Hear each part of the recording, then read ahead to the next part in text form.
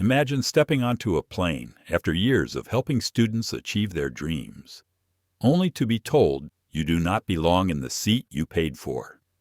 A simple boarding pass becomes a barrier as a seasoned flight attendant questions every look and every step you take. Who decides who belongs in luxury? What happens when prejudice flies under the radar of protocol?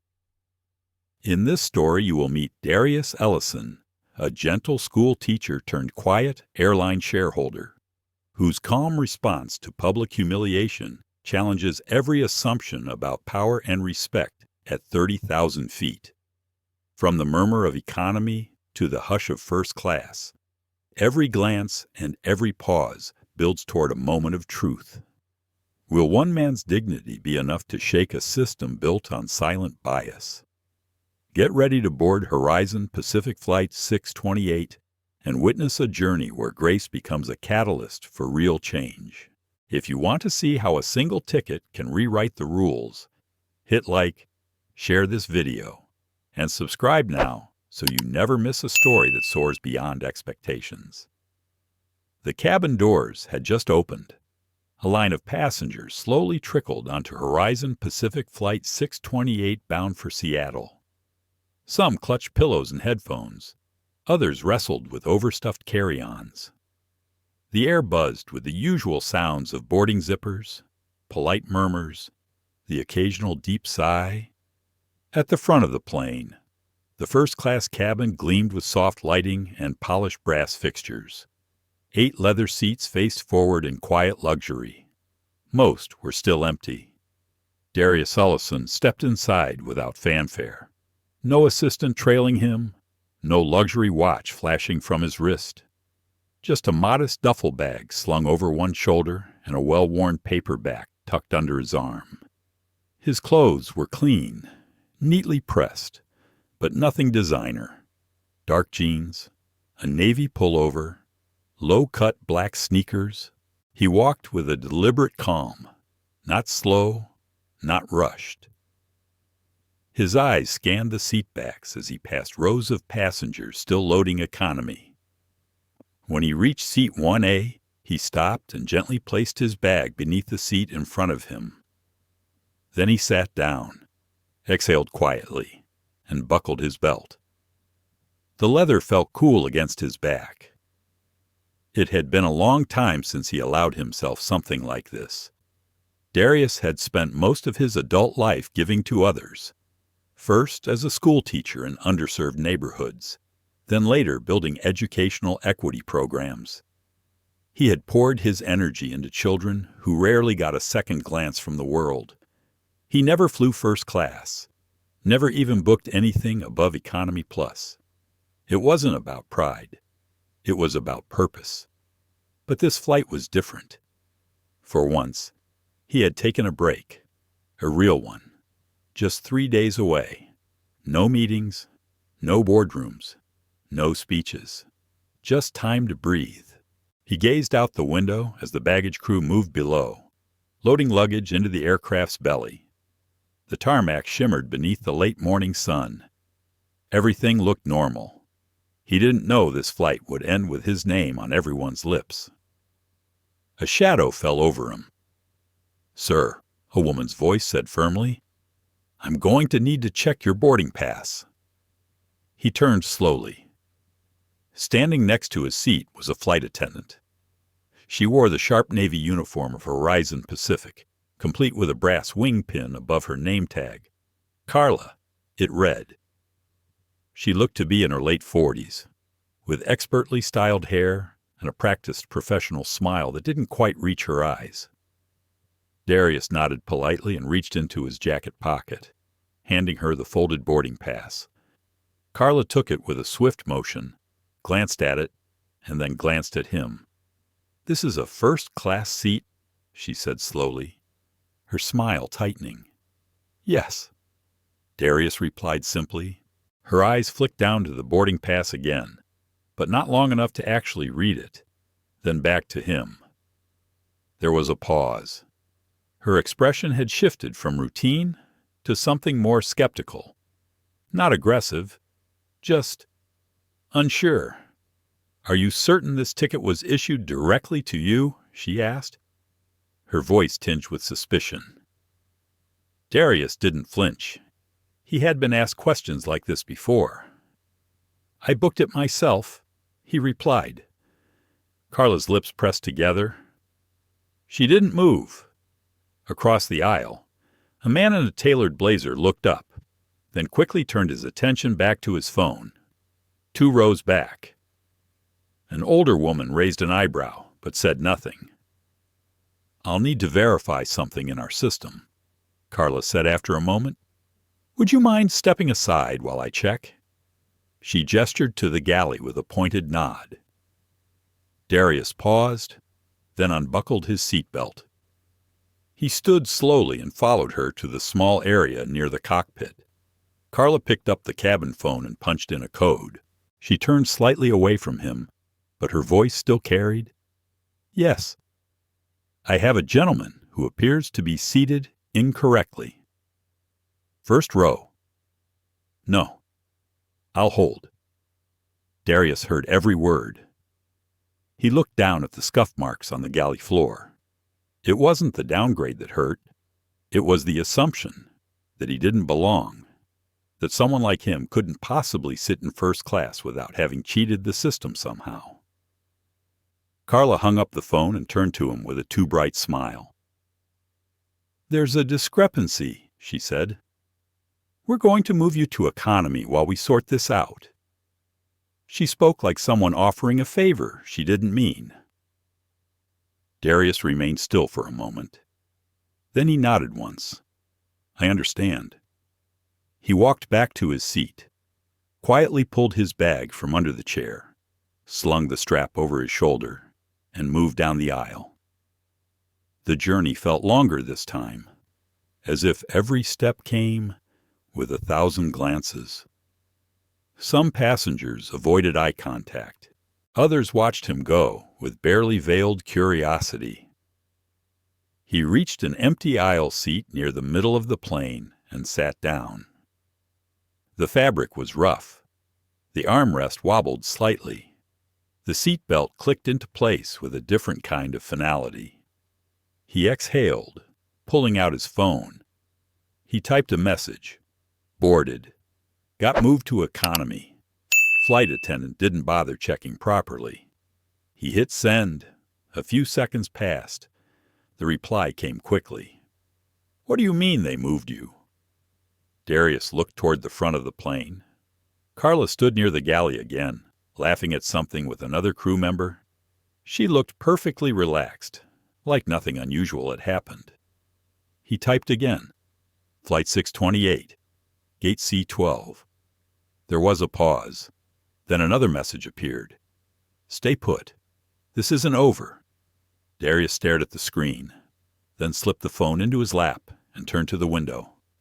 Outside, the plane was still parked, but inside, something had already taken off. The hum of the engines had not yet begun, but inside the cabin, the mood had already shifted. Darius sat in his economy seat, staring blankly at the seat back in front of him. A faint scent of lavender clung to the air from a nearby passenger's neck pillow. The man beside him was chewing gum loudly, oblivious to everything. A flight attendant was closing overhead bins, but Darius felt as if the cabin had gone quiet, as if the moment had dropped a blanket over everything around him. He unlocked his phone again and stared at the last message. "Stay put. This isn't over." He read it twice, then again. A few years ago, that text would have meant nothing. But now, it carried weight, because Tasha, his younger sister, had never been one to bluff. She had been with him through everything.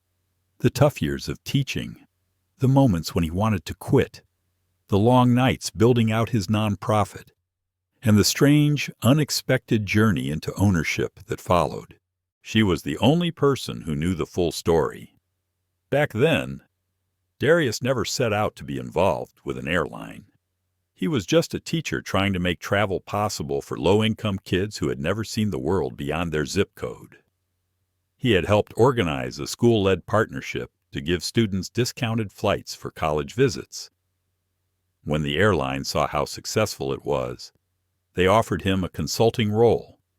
That turned into advisory work. That turned into stock options. He had never cared about money, but eventually, without trying, he became one of the quiet majority shareholders of Horizon Pacific Airlines. He never told anyone on staff. He preferred it that way. Because if people only treat you with respect when they know who you are, it is not real respect. It had taken years for him to believe in that fully. Now, as he sat wedged between two strangers in row 17, he could feel that belief being tested again. He reached down and unzipped his duffel bag slowly, pulled out the old paperback he had been saving for this trip. It was worn around the corners, the spine creased and soft, a collection of poetry by Gwendolyn Brooks. He stared at the words, but could not read. His thoughts drifted back to 10 minutes ago. The moment Carla Brenner had looked him in the eye and decided that he did not belong. No confirmation. No real check, just that flat, polite suspicion he had felt his entire life. Maybe it was the genes. Maybe it was the skin. Maybe it was the simple truth that some people only see what they expect to see. He shifted slightly, adjusting the armrest. A child somewhere behind him kicked the seat. A tray rattled. This was not new. The discomfort, the compromise, the way you are forced to smile so the tension does not spread. He had lived that his whole life, but something about today sat differently. He looked back at his phone. No new messages. He thought about calling Tasha, but decided against it. She would be moving already. That message meant wheels were in motion. He knew her. She never wasted time. Instead, he opened the Notes app on his phone and typed a single line. This time, I stayed seated, but not where I was meant to. Then he closed the app and put the phone face down on the tray. He leaned back and closed his eyes. Across the cabin, Carla was pouring a coffee. She smiled at the man in seat 2C, offered cream with a light laugh. The warmth in her tone was effortless. Where was that tone? 10 minutes ago, Darius opened his eyes again. The woman in the aisle seat beside him glanced at him quickly, then away. She looked like she wanted to ask what had happened, but could not find the words. That was fine. He did not need the attention. He just wanted understanding. A moment passed. His phone buzzed again. He picked it up instantly. Tasha, who was the attendant Darius typed, did not catch first name. Her tag said, Brenner. The reply came back almost immediately. Got it. You just sit tight. Promise me. He typed back, I'm fine.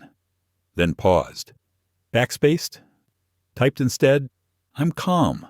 Because he wasn't really fine. Not inside. The seatbelt light dinged overhead as the last few passengers boarded. The plane was beginning to fill. Darius leaned his head against the window and watched the sky grow pale behind the clouds. He could see a sliver of another jet taxiing on the runway. Somewhere nearby, a baby started to cry. It was all so ordinary, and yet inside him, something was shifting. For years, he had let things go. Small slights, quiet insults. The time a hotel concierge asked if he was lost in the lobby. The moment a bank teller double-checked his ID 3 times while smiling at the man behind him. The charity event where they assumed he was staff. He had mastered the art of grace. But he wondered, not for the first time, if grace was sometimes just exhaustion dressed in better clothes. Maybe today, Grace looked like sitting in silence while someone else moved mountains for you. He glanced at the curtain separating first class from the rest of the plane. It was still closed. On the other side of it, the seat he had purchased sat empty. He imagined it, waiting for him. That thought stirred something deeper. He was not angry, not yet, but he was awake. A few rows ahead, a young man slipped into his seat with a skateboard tucked beneath his arm. A flight attendant gently told him to stow it. He nodded, laughing softly, and tucked it above him. Nobody questioned his placement. No one asked if he belonged. Oh, Darius watched, not with envy, but with observation. Patterns repeat when nobody challenges them. The captain's voice crackled through the intercom. Ladies and gentlemen, welcome aboard Horizon Pacific 628. We'll be pushing back in just a few moments. Expected flight time to Seattle is just over 3 hours. Please fasten your seatbelts, stow all carry-on items, and prepare for takeoff. Cabin crew, please begin final checks. Carla walked past him again, clipboard in hand. She didn't look at him. He watched her pass, the line of her uniform crisp and controlled. She had already forgotten, but someone else had not, and Darius could feel it in the air now. The slow, quiet tightening of strings in the background. Something was moving. Not the plane. Not yet. Something bigger. Something he could not see, but he could feel it, and it had his name on it. The aircraft rolled slowly away from the gate, the jet bridge pulling back with a final mechanical groan. The seatbelt signs were on. The cabin lights dimmed slightly as the engines began their low hum of acceleration. Darius sat still, unmoving, his fingers resting lightly on the edge of his tray table. The woman beside him had started a crossword puzzle. The man in the window seat had fallen asleep almost instantly. Around him, life carried on, but his eyes were locked on the curtain separating first class from the rest of the plane. He could not see what was happening behind it, but someone could. At the front of the aircraft, in the cockpit, Captain Joel Monroe sat adjusting his flight controls. The dashboard glowed faintly around him in soft orange hues. He had done this flight dozens of times. Seattle was a familiar route. Most of his crew were veterans, and this particular aircraft had been flying for over 5 years. He knew every button, every tremble in the rudder, every sound in the wings. But what caught his attention now was not from the aircraft. It was the small communication screen on the upper left of his control panel. It blinked once, then a message appeared. Urgent confirmed presence and current seating of passenger Darius Ellison. Status priority flagged. Ownership level clearance. Captain Monroe blinked. He read it again, and then once more. He turned slightly to his co-pilot, a young man named Travis with quick hands and a cautious temperament. Hey, Trav, you ever heard of someone named Darius Ellison? Travis looked up from his checklist. No. Passenger. Joel nodded slowly. He tapped into the manifest screen. The flight's full passenger list loaded in neat rows. Seat 1A Ellison, D, then below that, Seat 17C Ellison, D, moved by crew request. The captain leaned back slightly, lips tightening. He had been flying for 26 years, and in that time, he had learned to recognize red flags even when they came wrapped in polite language. Pull up internal registry, Joel said quietly. Travis complied, typing in a few quick commands. Within seconds, a file loaded. Darius Malik Ellison, investor class preferred quiet tier. Holdings Horizon Pacific Air 7.2%. Class B 2.5%. Class O voting. Advisor non-public. Historical contributor. Equity Access Flight Program. Verified shareholder. Joel exhaled through his nose. Then he picked up the intercom handset that linked directly to the lead flight attendant line. 2 rings, then a click. "This is Carla." The voice answered, casual and bright. "Carla, it's Joel." "I need to confirm something," he said, his voice steady. "Of course, Captain. What's going on?" "There was a passenger in first class. Seat 1A. Darius Ellison. Did you move him?" A pause. Slight. "Yes." "I did. His presence in first class was unclear. His demeanor didn't match. I figured there was a ticketing error." Joel's eyes narrowed. "Did you verify the ticket?" "Well, I looked at it. But I've been doing this long enough to tell when something's off." Silence. The cockpit went still. "Carla," Joel said, his tone shifting, "you need to listen very carefully." The pause stretched now. He imagined her standing stiffly in the galley, clipboard in hand, the color draining from her face. "Mr. Ellison is a majority shareholder in Horizon Pacific. He is also an equity program advisor and holds internal clearance. You moved him to economy without verifying his ticket." The line was dead quiet now. Not even a breath. Travis stopped what he was doing and looked over. "Captain." Carla's voice came back, fainter now. "Are you sure he didn't look like 'don't say it'?" Joel cut in quietly. There was nothing unkind in his voice. Only warning. Only wait. "I want you to locate him. Apologize. Return him to first. Immediately." Carla exhaled, shaky now. "I understand," she said softly. Joel hung up the handset. Travis let out a low whistle. "So," he said, after a pause, "what happens now?" Captain Monroe leaned forward, fingers steepled in front of him. "Now," he said slowly, "we see if she understands what immediately means." Back in the galley, Carla Brenner stood frozen. The phone still hovered in her hand. The words echoed in her mind. Majority shareholder, advisor, ownership level. She had seen thousands of passengers. She had dealt with tech bros, minor celebrities, politicians, and business elites. But this man, he had been quiet, polite, soft-spoken, and she had made a decision in less than 20 seconds that was about to define her entire career. She replayed the Momo in her mind. His eyes, calm, not cold, just tired. She had not asked a single follow-up question. She had seen what she wanted to see. And now, she would have to face him.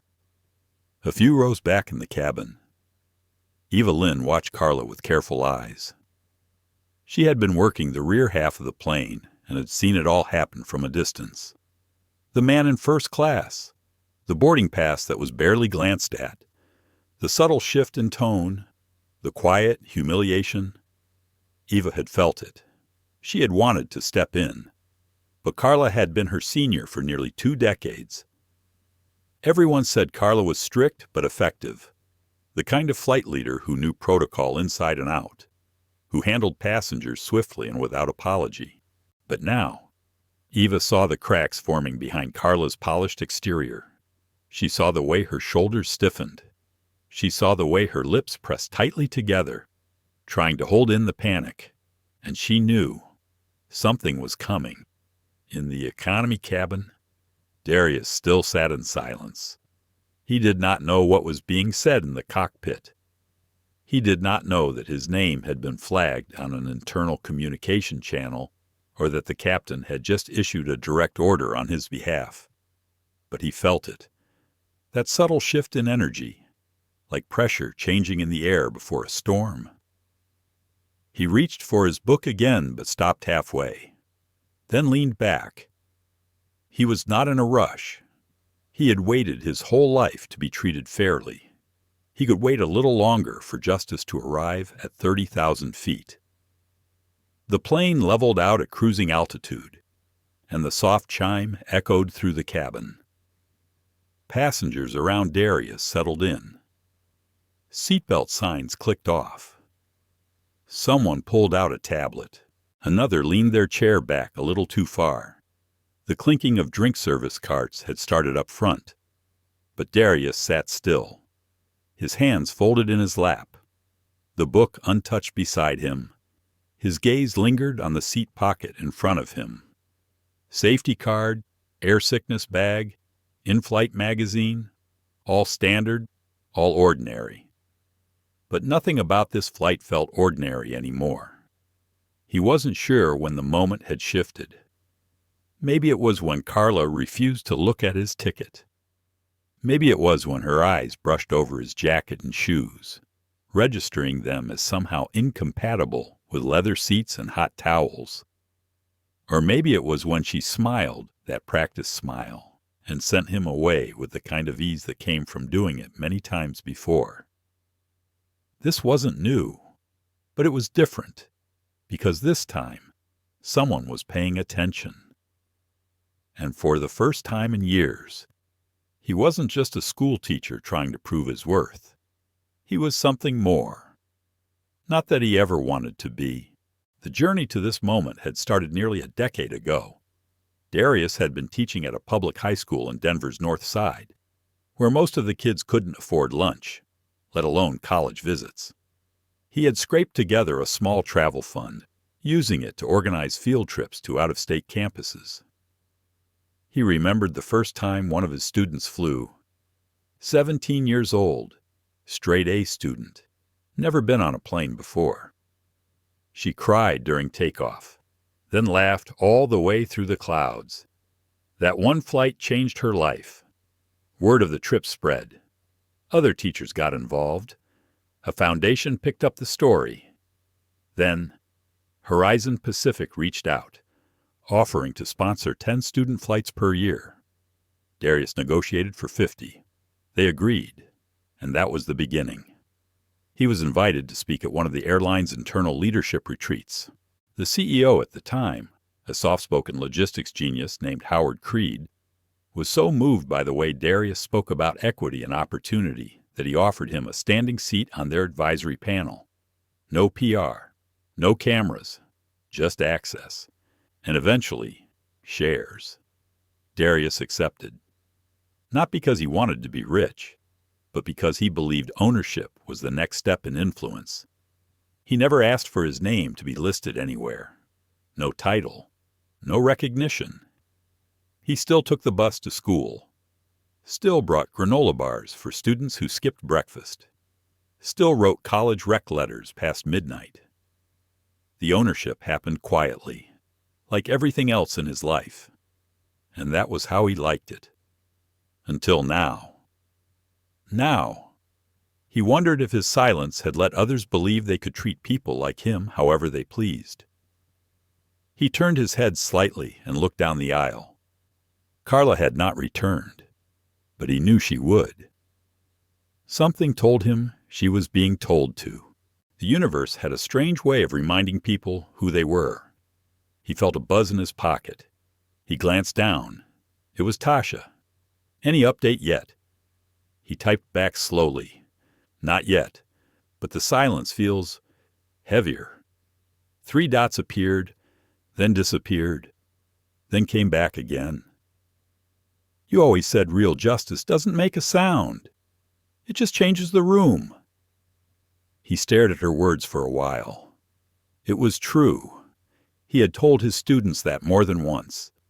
Justice wasn't always loud. Sometimes it was the absence of a smile. Sometimes it was the space people created when they finally saw the full picture. Sometimes it was being offered the seat you already paid for and watching the discomfort spread because people finally understood why you had been denied in the first place. He thought of Carla again. He didn't hate her. He didn't even want her punished. He just wanted her to see him, truly see him. Not the seat number, not the shoes, not the skin, but the person who had flown hundreds of students across state lines because he believed they deserved a shot. The person who had spoken on behalf of quiet kids and tired teachers and angry parents who didn't know how to write a complaint letter. The person who had never wanted a throne, just a seat. His mind wandered again to a conference 3 years earlier. He had flown to Chicago to meet with other equity leaders. The airline had placed him in first class for that trip, a thank you gesture. A different attendant had questioned him then too, not as sharply, not as publicly, but it still carried that same undertone.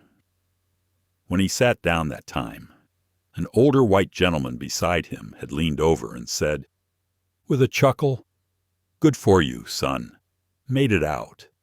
Huh. He had smiled, but that smile had weighed something. The truth was, he hadn't made it out. He had chosen to stay in, to keep showing up in schools, in boardrooms, on planes like this one, so the next generation might not have to smile through that same weight. He wasn't looking for praise. He was looking for change. And maybe, just maybe, today would force that change into motion. He adjusted in his seat, the fabric rough against his arms. His knees brushed the tray in front of him. He remembered what the first-class seat had felt like. Smooth, spacious, quiet. He closed his eyes and imagined being back there. Not because of comfort, but because it was where he belonged. He had followed every rule, bought the ticket, showed up on time, greeted the crew, sat down, and yet someone had decided those things were not enough. So now, the rules would answer for themselves. Darius reopened his book and flipped to a page at random. The words blurred at first, but then they focused. He read quietly under his breath. We are each other's harvest. We are each other's business. We are each other's magnitude and bond. He closed the book again, then looked ahead. He could feel something shifting in the air again. Not turbulence, not altitude. Something deeper, and it was coming. Carla Brenner stood at the front of the galley, her clipboard clutched tightly in both hands. The edges of the laminated drink list pressed into her skin, but she barely noticed. Her focus was elsewhere, on her breathing, on her posture, on trying to pretend that everything was still under control. But it wasn't. Not anymore. Or she had just hung up the phone with the captain, and she felt cold. Her fingers trembled slightly as she placed the clipboard down beside the coffee carafe. The other attendants moved around her, busy with routine, napkins, orange juice, the clink of cups, the ordinary rituals of flight. But Carla stood still. She had made a mistake.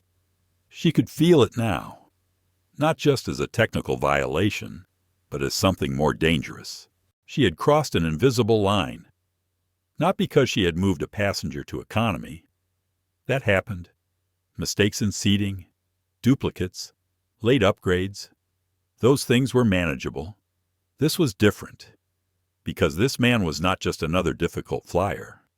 He was the man who, according to her captain, had ownership shares in the very airline she worked for. Ownership. The word echoed in her chest like a dropped fork on tile. She had been flying for almost 19 years. She had served celebrities, politicians, tech giants. She had witnessed meltdowns and proposals at 30,000 feet. She had mediated couples breaking up and offered tissues to crying teenagers. But she had never been here before. Never been the one who got it wrong. Publicly. Badly. She looked down at the empty first-class seat again. Seat 1A. His seat. Still unoccupied. And worse. Now everyone knew why. She could feel the eyes behind her. Eva had been quiet since the moment the call ended. Jacob, the other flight attendant working in the front, avoided looking at her completely. Carla smoothed the front of her blazer, trying to collect herself. It was not too late to fix this.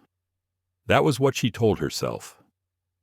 All she had to do was walk back into economy, locate Mr. Ellison, and invite him to return to his original seat. A calm correction, professional, polite, and yet her feet would not move, because beneath the protocol was the truth she could not deny. She had not checked his ticket thoroughly. She had not called for backup. She had judged him, his clothing, his posture, his quietness. Something about him had not fit the image she carried in her head of a first-class passenger, and she had acted on that. It was an assumption she had made before, but never like this, because now the assumption had a name, and that name had reached the cockpit. A voice beside her broke the silence. "You gonna tell him?" Carla turned sharply. Ava stood by the galley curtain, arms folded, eyes watching. Carla straightened her back. "I'm following procedure. The captain asked me to correct the seating issue." Eva did not blink. "He didn't ask you to fix the seating. He asked you to fix what you did." Carla bristled. "You don't know what happened." "I saw enough," Eva said softly. So did the other passengers. Carla's jaw tightened. "I've been doing this long before you joined. I know what protocol looks like." Eva tilted her head slightly. "Then you know what it looks like when someone breaks it too." The words hung in the air. Carla looked away, pretending to adjust the tray setup. She hated the way her hands shook now, hated that her heart felt like it was trying to outrun the aircraft. Across the cabin, a small child laughed. A light flicked on overhead.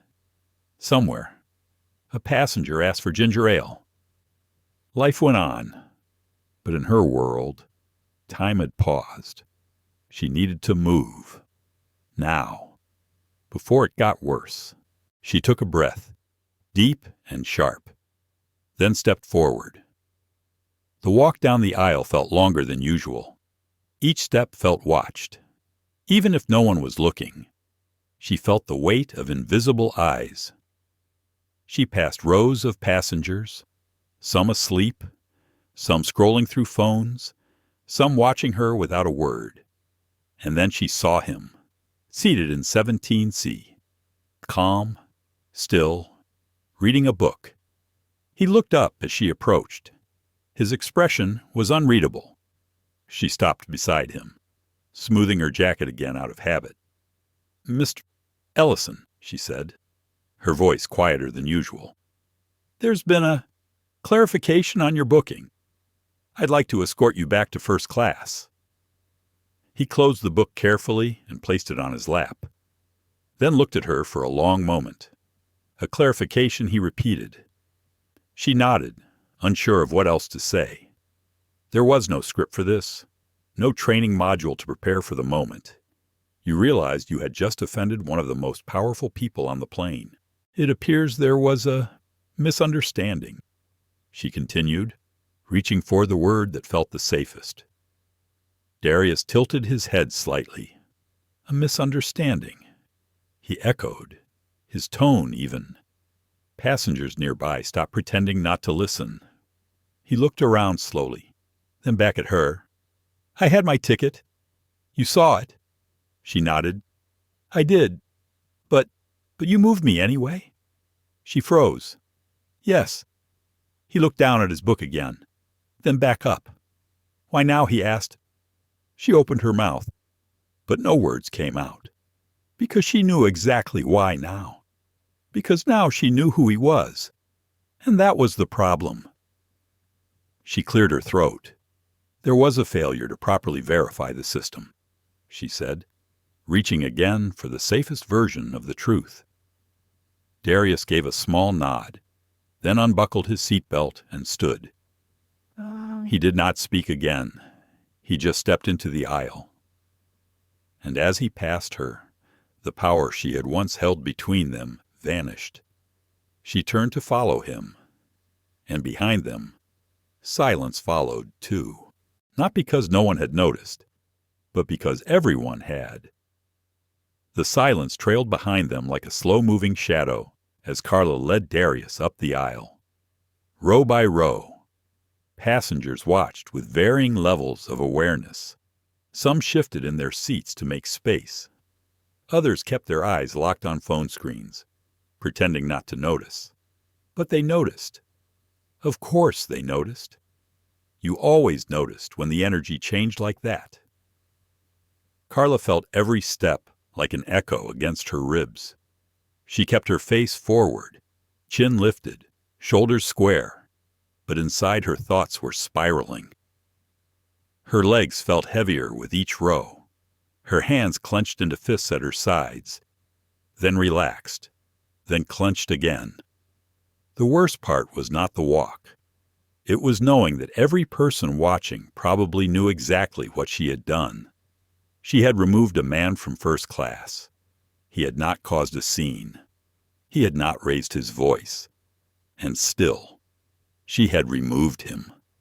And now here he was, walking back with the same calm grace he had shown the first time. No anger, no smugness, just quiet presence. They reached the curtain. Carla pulled it aside. Darius stepped through first.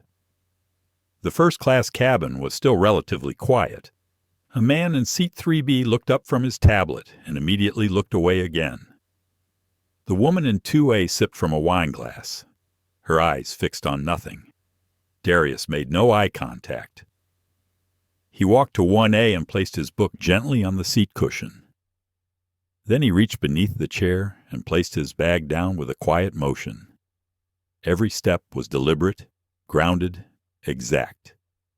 He sat down, adjusted his seatbelt, folded his hands. Carla hovered for a second. She knew she needed to say something, but her throat was dry. She had rehearsed a dozen variations of an apology in her mind. But now that she was standing in front of him again, none of them seemed appropriate. "Mr. Ellison," she began, her voice lower now. I want to express that Darius turned his head slightly toward her. He did not smile. He did not frown. He simply looked at her. Calm. Measured. "Why me?" he asked. Carla blinked. "Sir." He leaned forward slightly in his seat. "You didn't check anyone else's ticket in first class. Just mine." Why Carla hesitated. The words hovered on her tongue. She could feel the defensiveness rising inside her like a reflex. She wanted to say it was procedure. She wanted to say it was a simple mistake. She wanted to say it could have happened to anyone. But they both knew it wasn't true. She swallowed hard. I assumed there had been a system error," she said. Darius didn't blink. "An error that only applied to me," he said. The silence between them deepened. She glanced behind her. Eva had entered the first-class galley again and was pretending to tidy a drawer, but her body language was stiff. Carla knew she was listening. She looked back at Darius. He was still watching her, not unkindly, not with aggression, but with something that felt heavier. Accountability. Carla opened her mouth again, then closed it, then opened it once more. "I made a judgment," she said finally, "and I was wrong." There it was, the truth, naked and sharp in the space between them. Darius nodded once, as if he already knew, as if he had just been waiting to hear her say it out loud. Carla's eyes flickered downward. "I apologize," she said. "Truly?" He didn't respond, just turned his head back toward the window. Outside, the clouds rolled past in slow silence. Inside, Carla stood motionless.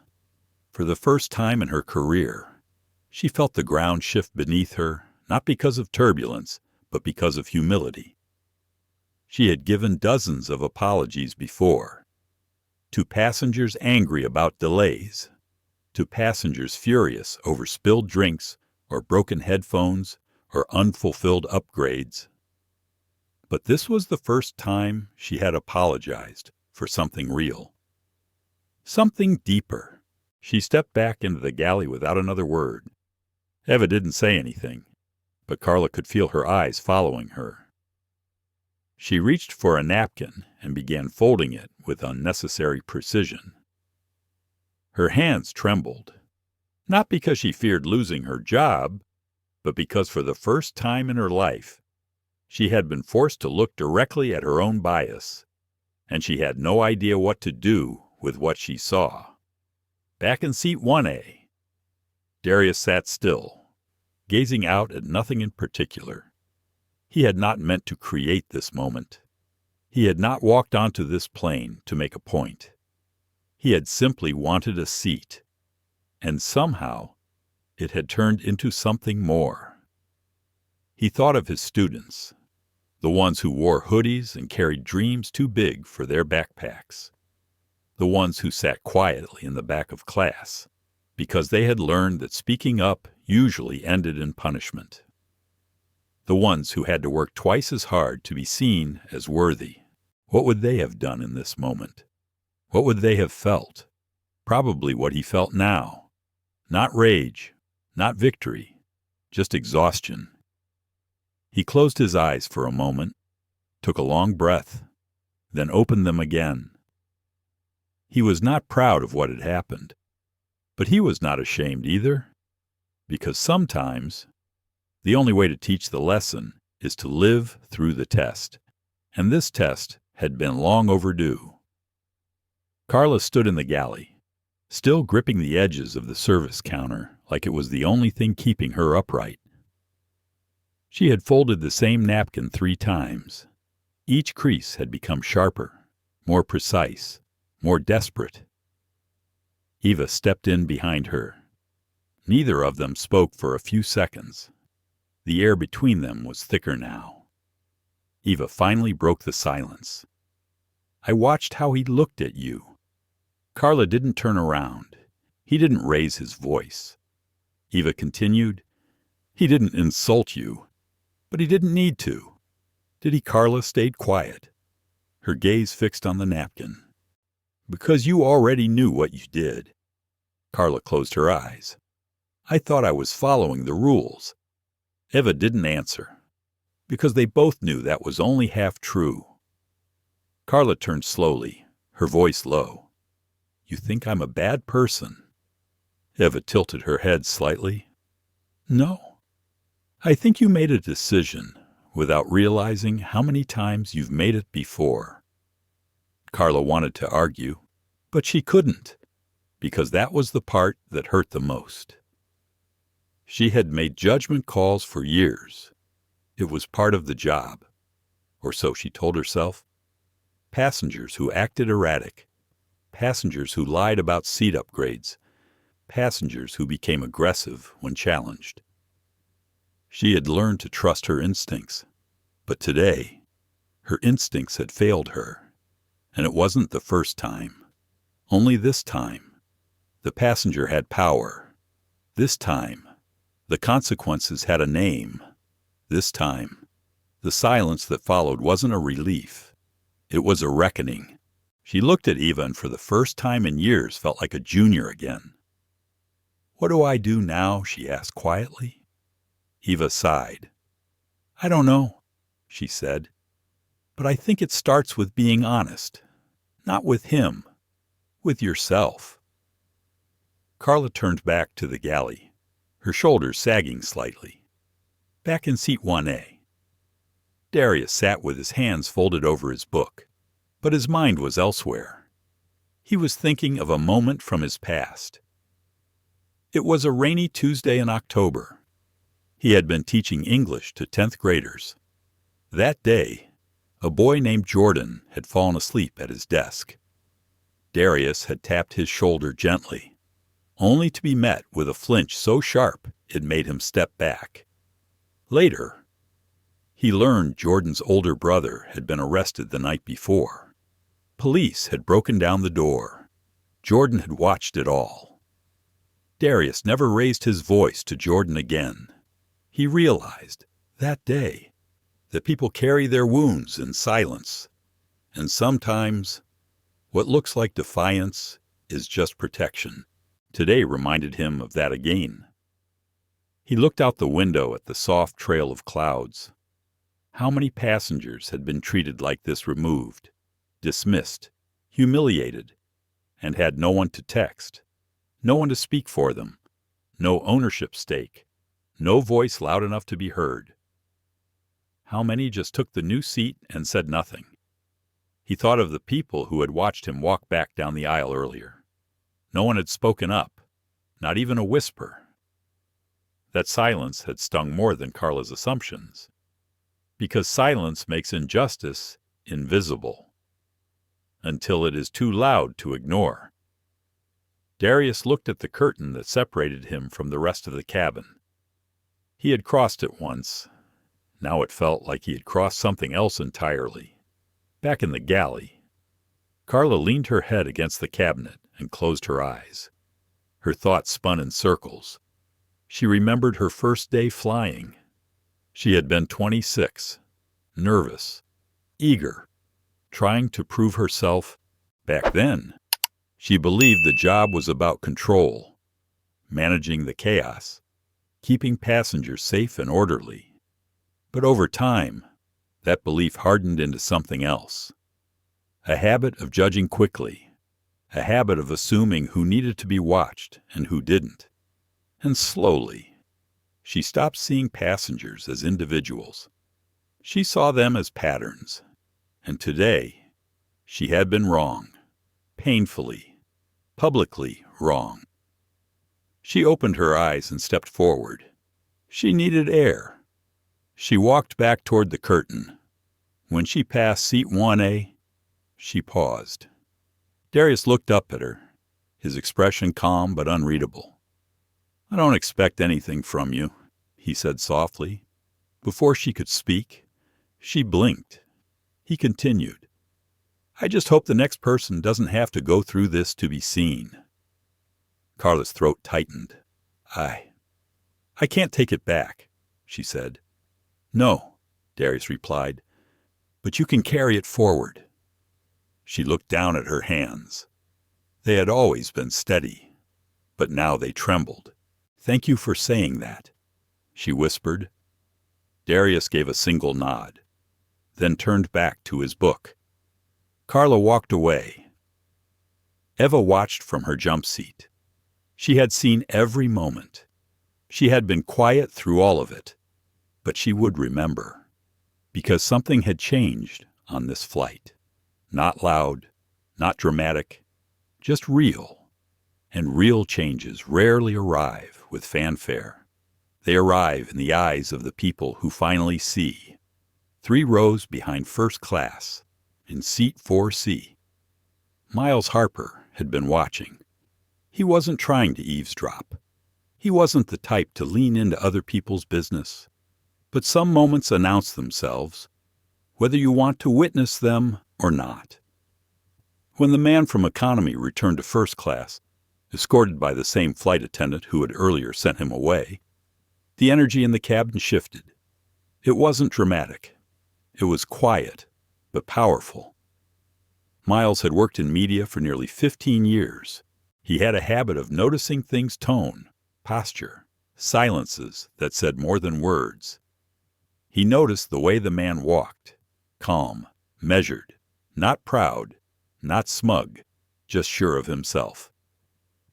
He noticed the way the flight attendant walked behind him, shoulders stiff, chin tucked slightly down, not the stride of someone performing a correction, the walk of someone walking toward a truth they had spent years avoiding.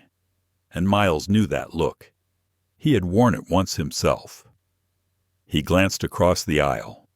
The woman, in 4D a professor, if he had overheard correctly, was staring down at her tablet, but had not turned a single page in over 10 minutes.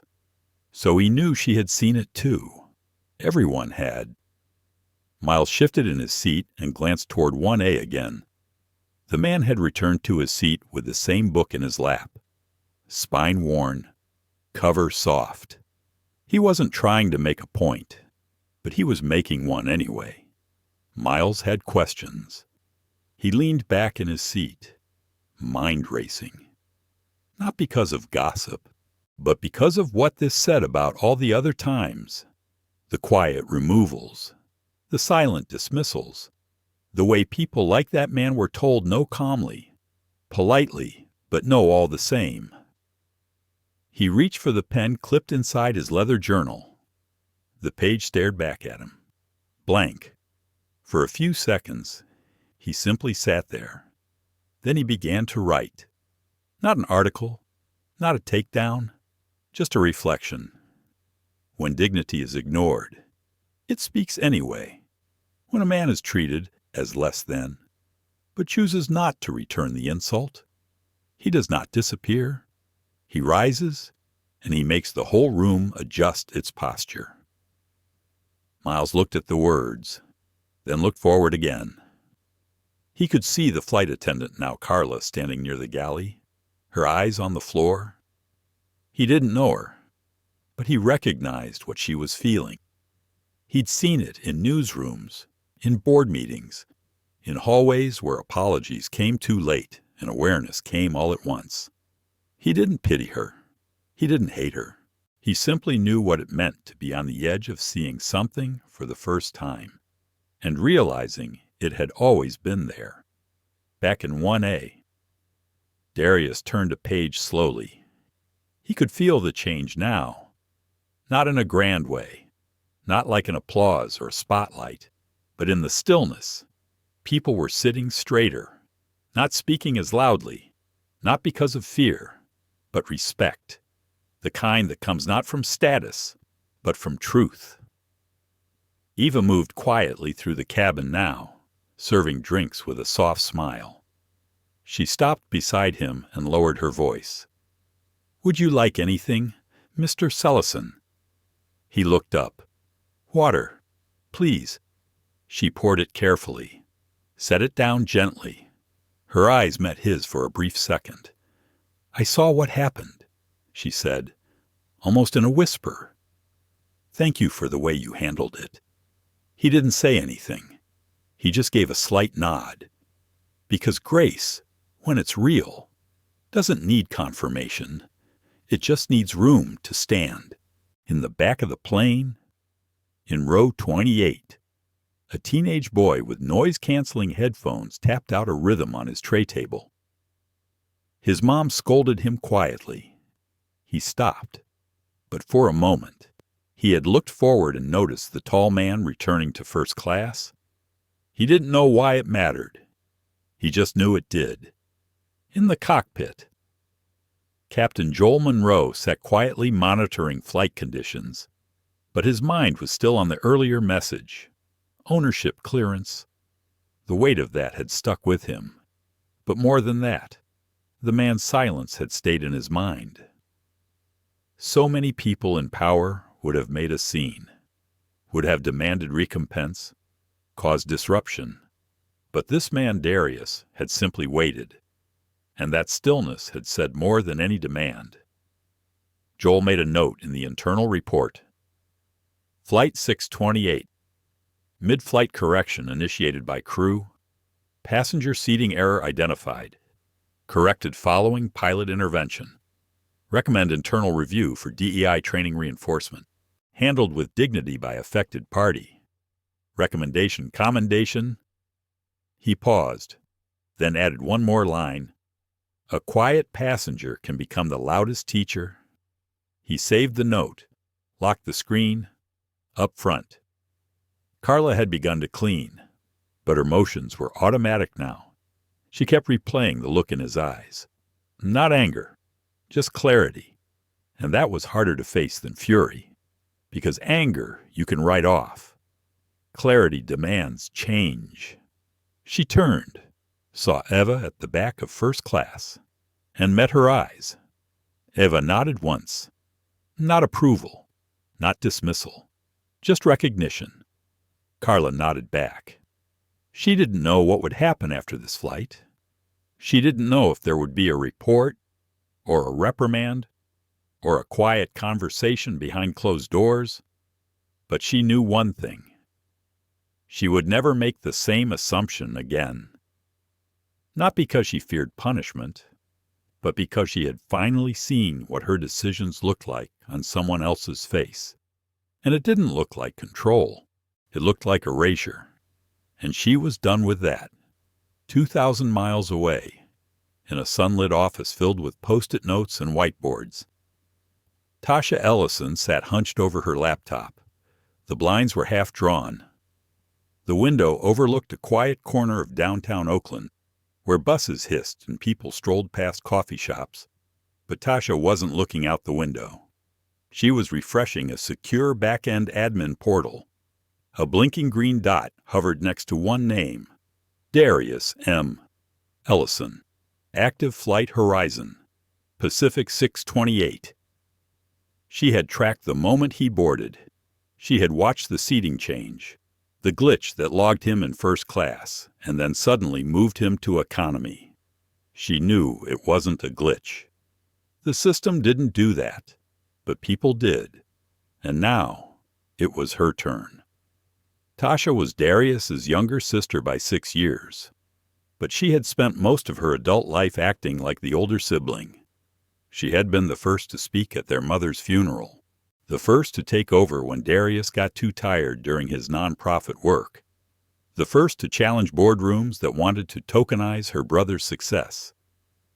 She had learned early that silence protects power, and she was done being silent. Tasha clicked into the flight event log. There it was, manifest mismatch flagged. Seat change initiated manually. Passenger downgraded from 1A to 17C. She clicked again. Crew responsible, lead flight attendant Carla Brenner, and below it, a note from the cockpit. Reviewed and reversed in flight by Captain Monroe. Passenger is a confirmed preferred tier shareholder. Passenger returned to seat, awaiting internal review. Tasha leaned back, her jaw set. The airline system wouldn't hide this, but it wouldn't highlight it either. It was her job to make sure it couldn't be buried. She opened a new email. Subject line, Immediate Incident Review, Request Flight 628, Attendant DEI Committee and Shareholder Relations. She paused for a second, then began typing. To whom it may concern.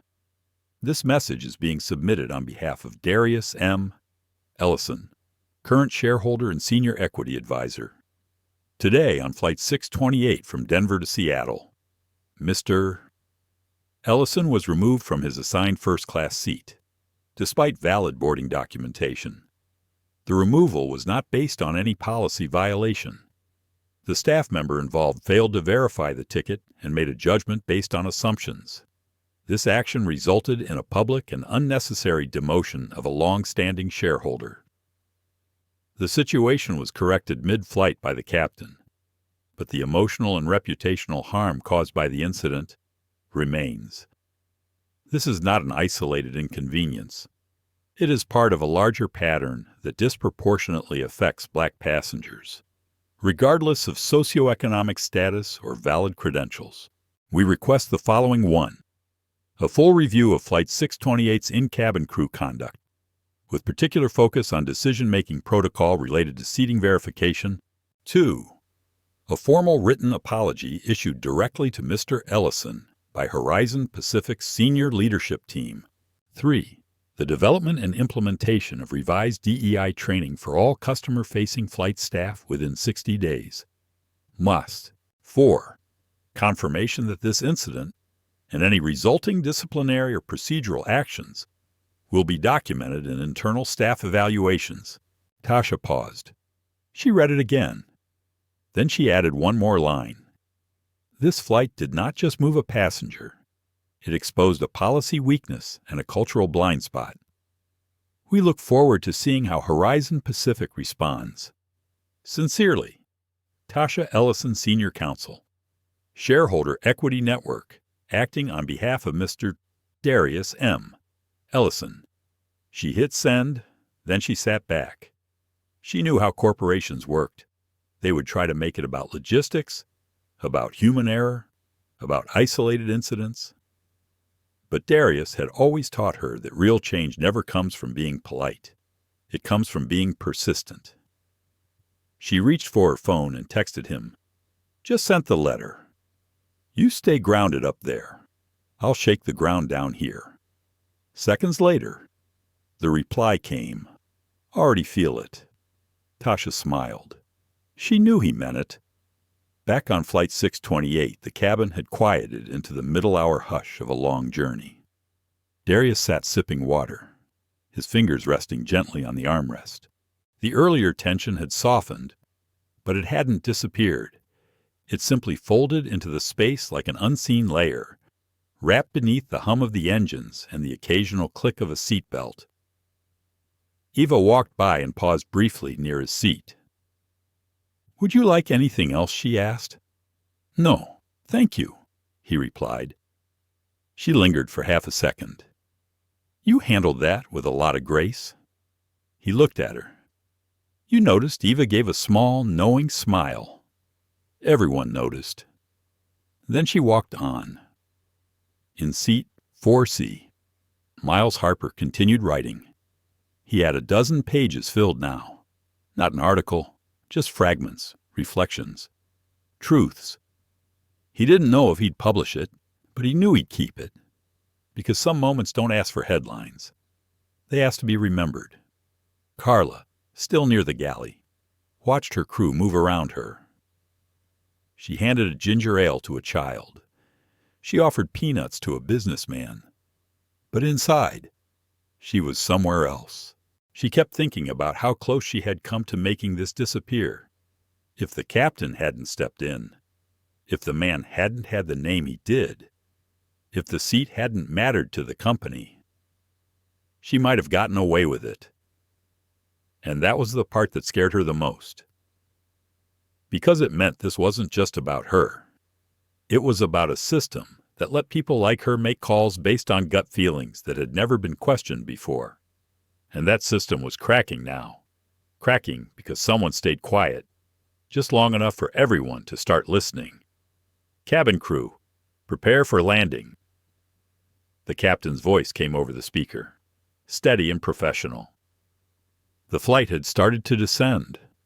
From his seat in 1A, Darius could feel the pressure shifting, just slightly. His ears adjusted. He placed his book back into his small leather bag and fastened his seatbelt. The plane was headed into Seattle. But the truth was, Darius wasn't thinking about the destination. He was thinking about the next 45 minutes, about how people would walk off this plane, about how many would pretend nothing happened, and how many might walk differently because of it. He stared ahead, calm, quiet. A moment later, Eva approached. She checked his seatbelt and tray. Then she crouched slightly, keeping her voice low. "There's something you should know," she said. "Your name started to echo up and down the crew's secure message line." He blinked. Eva smiled gently. "I think the ground team knows you're on board, and I think a few managers might be waiting when we land." He exhaled slowly. "Of course they were." Eva stood again and gave a slight nod. "I just wanted to tell you, not because you need to be ready, but because you already are." She moved on, checking the rest of the cabin. From the cockpit, Captain Monroe double-checked his instruments. Descent was smooth. Weather in Seattle was clear. Slight cloud cover. Wind levels nominal. But his thoughts kept circling back to the man in 1A. He had dealt with dozens of tough passengers in his day. VIPs, billionaires, executives, athletes. Some expected red carpet treatment. Some had egos too large for the cabin door. But Darius was different. There was something about the way he had handled it, with restraint, with clarity, with presence. It was rare, and it had changed the entire atmosphere on board. Monroe leaned back and exhaled. He wondered what the airline would do next. He wondered if they would try to settle this quietly. Hope it fades. But the way that man had carried himself, that wasn't the posture of someone who fades. He clicked the button on the intercom again. "Cabin crew, 10 minutes to landing. Please secure the cabin. In 4C. Miles Harper had finished his last note. He closed the journal and stared ahead. He hadn't asked Darius for a quote. Hadn't tried to introduce himself, because some stories don't need interviews. They need witnesses. Beside him. The professor in 4D finally broke her silence. She glanced toward him and whispered, "Did you see what happened earlier?" He nodded. "Yes." She lowered her voice even more. "Have you ever seen a moment like that, where someone says nothing, but the whole room hears them anyway?" Miles smiled faintly. That man didn't just hold his ground. He shifted it. She nodded. Then they both faced forward again.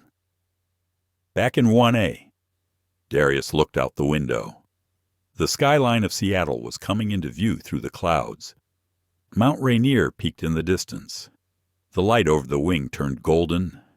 He thought of Tasha, of what she might already be doing, of what he would say to her later.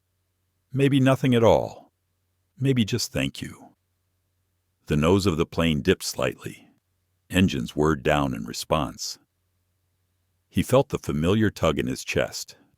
Not anxiety, just gravity doing its thing. Then he heard it. A voice. From behind the curtain, a child's voice. "Mom."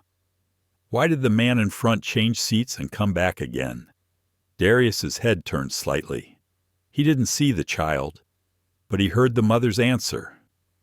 "Because sometimes grown-ups make mistakes," she said softly. "And the important thing is when they try to fix it." Silence. Then the child asked, "Is he famous?" "No, baby," she said. "He's just someone who knows who he is." Darius closed his eyes for a moment, then opened them again. The words didn't flatter him. They humbled him. As the wheels lowered and the flaps extended, the familiar hum of descent filled the cabin. Carla stood near the front jump seat. Her uniform looked crisp, her posture clean, but her heart was in a different place than it had been at takeoff. She stared ahead, eyes focused, but her mind ran loops. She would have to write a report, possibly sit through a review, maybe more. But none of that scared her as much as the thought of facing her own reflection. Not in a mirror, but in every future passenger she greeted. Would she question herself? Yes. Would she change? She had to, because once you see clearly, you can't go back. The plane's wheels touched the runway with a gentle bump. The cabin rocked slightly, then evened out as the engines reversed. Darius felt the jolt, felt the familiar slow deceleration, but something in his chest felt weightless, not relief, more like arrival, not just to a city, to a moment that had been waiting for him for years. When the plane slowed to taxi speed, a new kind of silence filled the space, not tension, not fear, just reverence for what had happened and what it meant. Eva made the landing announcement with a grace that even surprised herself. "Ladies and gentlemen, welcome to Seattle. Local time is 3:52 p.m. We'll be arriving at Gate 42. Please remain seated with your seatbelt fastened until the seatbelt sign is off." Darius adjusted the sleeve of his jacket, gathered his things, the bag, the book, nothing more. As the plane rolled to a stop, he looked at the door. Whatever was waiting on the other side, apologies, attention, acknowledgement. It didn't matter as much as what he had already done. He had not yelled. He had not made a scene. He had stood his ground, and in doing so, reminded everyone else to find theirs. The door clicked open with a soft hiss, and a gust of warm terminal air filled the front of the aircraft. Darius remained seated for a few seconds longer. He heard the familiar rustle seatbelts unbuckling, overhead bins popping open, the quiet shuffle of impatience that came with every arrival. But for him, there was no rush. When the seatbelt light finally blinked off, he stood up slowly and adjusted the strap of his leather bag. The flight attendants were positioned by the door, as they always were, smiling automatically. But this time, Carla's smile didn't come so easily. She stood beside Eva, shoulders square, hands clasped in front of her. She met Darius's eyes directly. "Mr. Ellison," she said, her voice quiet, but steady. "Before you exit, I'd like to thank you." Darius paused. "Not for your patience," she continued. "That's expected, but for showing me something I needed to see. I've worked this job a long time, and I've made decisions, ones that probably looked like this, even if I didn't want to admit it." She swallowed. "You didn't have to give me the chance to reflect, but you did, and I won't forget it." Darius offered a small nod. Then, with a calm voice, he replied, "See me next time without needing to learn my name." That was all he said. He walked past her, not with dismissal, but with quiet closure. Eva stepped forward after him and gently tapped Carla's arm. "You did the hard part," she whispered. "You owned it." Carla didn't answer. She just exhaled. Darius stepped into the jet bridge. The air shifted instantly. Fluorescent lighting, the smell of coffee and tired carpet. But something else, too. A presence. Standing near the end of the bridge were 3 people. 2 men in business attire with tablet cases and 1 woman with a Horizon Pacific badge and headset. They weren't talking. They were waiting. Darius knew it before they spoke. The taller man stepped forward. "Mr. Ellison," he said, "I'm Marcus Denton, Director of Corporate Relations. This is Melissa from Operations and Derek from DEI Compliance." Darius looked at each of them, calm, unblinking. "May we speak with you for a few moments in the lounge area?" Marcus asked, gesturing toward the nearby private lounge tucked just past the gate. Darius nodded, not because he owed them anything, but because he knew that moments like this needed to be seen through. The lounge was quiet, muted lighting, muted voices, muted tension. Once inside, Melissa offered him a water bottle. He accepted it, unscrewed the cap, but didn't drink. Derek, the DEI officer, cleared his throat. "First, Mr. Ellison, we want to acknowledge what happened on board Flight 628. We've reviewed the initial report and spoken briefly with the flight crew. What occurred was a breach of our company's service expectations and internal protocols." Marcus jumped in. "And more than that, we understand it was a personal and public affront to your dignity. Regardless of your position with the airline, it should not have happened." Darius listened, still, measuring. Then he spoke. "Do you know how many people would have stayed quiet about that all 3 corporate representatives remained silent?" Darius continued. "Do you know how many people get escorted to lesser seats for no reason, and they just take it? No confrontation, no feedback form. They just leave the plane a little smaller than they were when they got on." He let the words settle, and it only stops when people have nothing to prove, but still speak anyway. Derek shifted in his seat. "We're reviewing our DEI procedures." "I don't want a checklist," Darius interrupted, his tone steady but firm. "I want your crew to stop using instinct where evidence is required." Melissa scribbled something on a notepad. "Train them to pause. That's all," Darius added. "Just pause before deciding who belongs and who doesn't." Marcus nodded slowly. "We'll formalize a next step plan. Would you be open to sitting with our training developers? Later this quarter," Darius stood. "I'll think about it." He wasn't angry, Just done." He extended a hand. One by one. They shook it. Then he turned and walked out of the lounge. Outside, passengers from the flight were dispersing across the terminal. Families, business travelers, solo backpackers, everyone returning to their lives, but a few eyes still followed him, not with judgment, with quiet respect, near the exit. Miles Harper was standing with his journal under his arm. He caught Darius's eye and offered a nod. "I wrote it down," Miles said. "Not for clicks, just to remember." Darius smiled faintly. "That's enough." Then he walked on. As he reached the curb outside, a silver sedan pulled up, the window lowered. Tasha leaned across the passenger seat. "Well," she said, "you look like a man who took down a system by breathing." Darius chuckled. "Not quite. Maybe just made it think." She popped the trunk. "Get in. We've got work to do.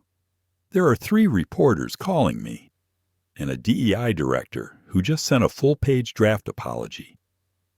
Darius loaded his bag and got in. As they pulled away from the curb, he looked out the window.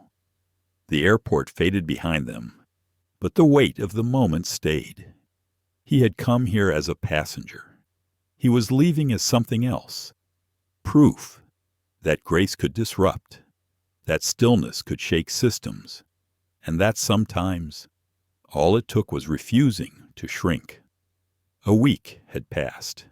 The sun filtered through the tall windows of the community center on 84th and Langston, casting wide beams across folding chairs, long tables, and a stack of printed flyers near the door.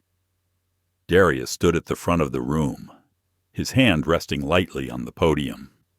He wasn't wearing a suit, just a navy sweater, jeans, and that same calm presence that had followed him everywhere since Flight 628.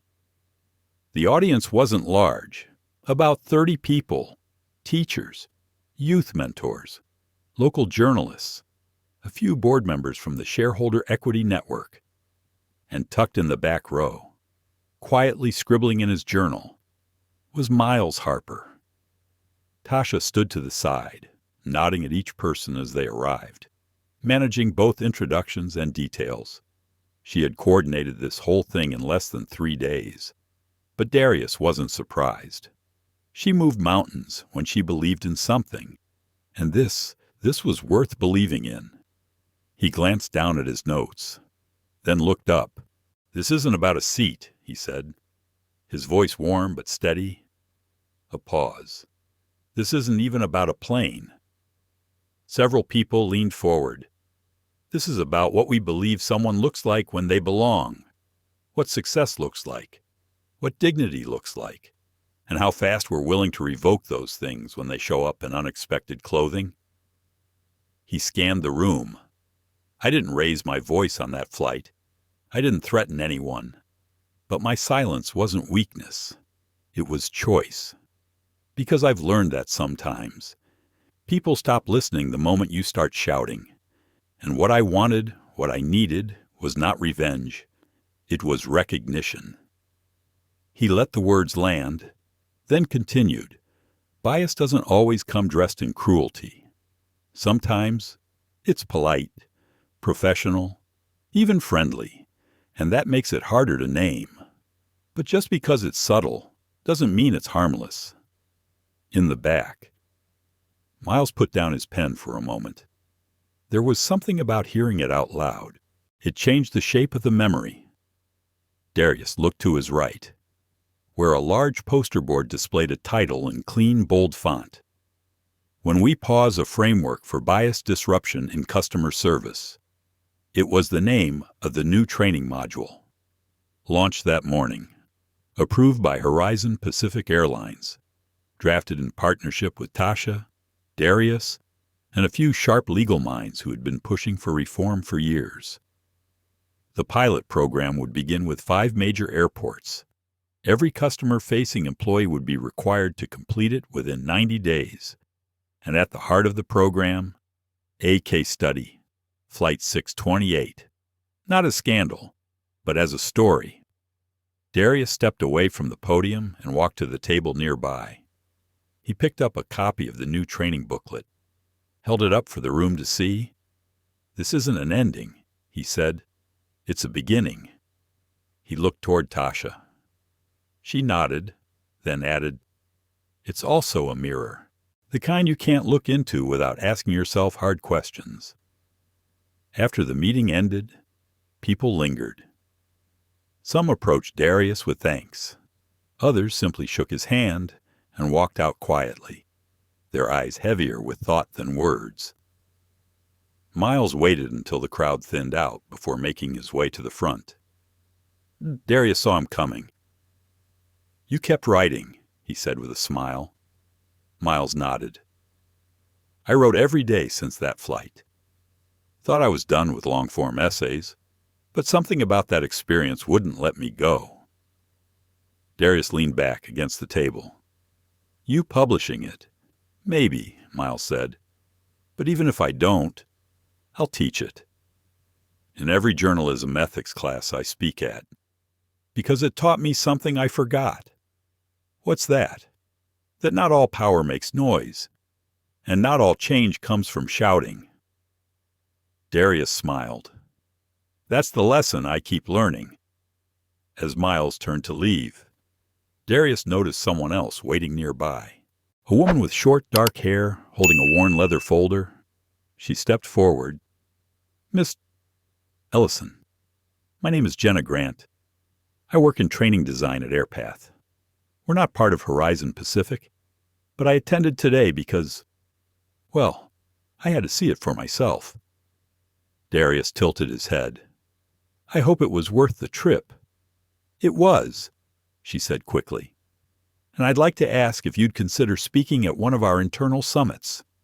We need this kind of clarity, not just in modules, in hearts." He thought for a moment, then extended his hand. "Let's talk." Later that evening, Darius and Tasha walked along the edge of Lake Washington. The city skyline shimmered in the water.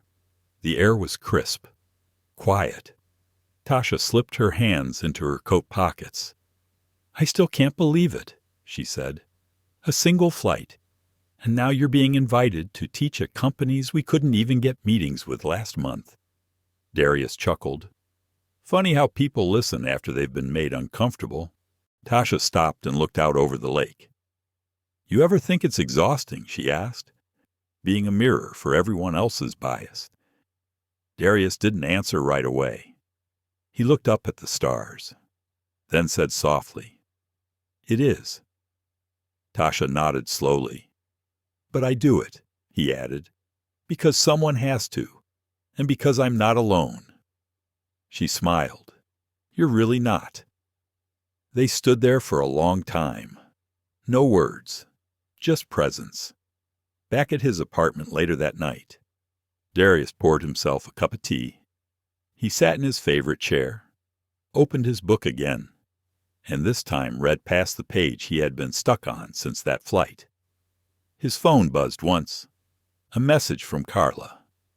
"Thank you. Again. I'm not sure you'll ever know how much that moment changed me. But I'll carry it. Every flight. Every day. Sincerely. Carla." Darius stared at the message for a while, then put the phone down. No reply needed. The echo had already reached her, and that was enough, because he hadn't set out to teach anyone. He had only wanted to be seen. But sometimes, being seen is the beginning of someone else's vision. And in that quiet space between insult and reaction, between assumption and truth, a new story had begun, one that no seat could define, and no system could ignore. Thank you for joining us on Darius's journey from silent passenger to powerful teacher of empathy. His story reminds us that kindness and quiet courage can dismantle prejudice one seat at a time. We honor his strength, celebrate the voices that stood up, and condemn any act that diminishes another's dignity. If this story moved you, please like, share, and subscribe so our community can grow stronger together. Stay tuned for more tales that inspire change, spark conversation, and remind us all that respect belongs to every traveler, no matter where they are seated.